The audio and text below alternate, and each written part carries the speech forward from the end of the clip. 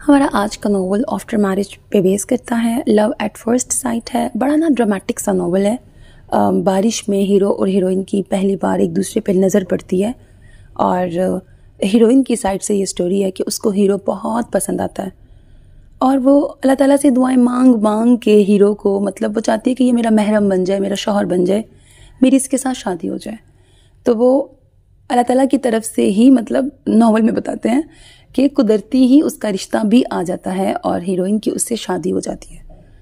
اب نا ہیروئن کا آئیڈیل نا مرد کو لے کر، اپنے شوہر کو لے کر نا ایسا ہوتا ہے کہ جو بہت رومانٹک سا ہو اور ہیروئن کی بہت کیئر کرتا ہو، اس کے سجنے کی تعریف کرے، اس کی تعریف کرے، اس کو گھمائے پھرائے، شاپنگ کرائے، ڈنر پہ لے کے جائے، کھانے پہ لے کے جائے. ایسے والا اس کا آئیڈیل شوہر ہوتا ہے.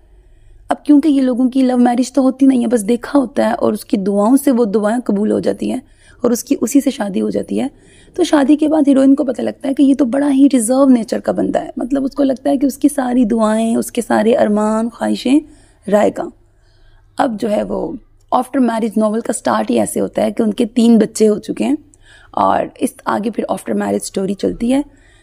اب کہاں کہاں ٹویسٹ اینڈ ٹرنز آتے ہیں. ناول آف کورس رومانٹک ہے لیکن اس کے ارمان کب پورے ہوتے ہیں؟ بڑھاپے میں نہیں ہوں گے. آف کورس بتا دوں کہیں آپ کو کہ ہمارا تو سارا چام ہی ختم ہو جائے گا اگر بڑھاپے میں ہوگا، تو ایسا کچھ نہیں ہے، ابھی ہی ہوگا، تھوڑا سا حوصلہ رکھیں. تو ناول کی آف کورس ہیپی اینڈنگ ہے. یقیناً آپ کو ناول پسند آئے گا.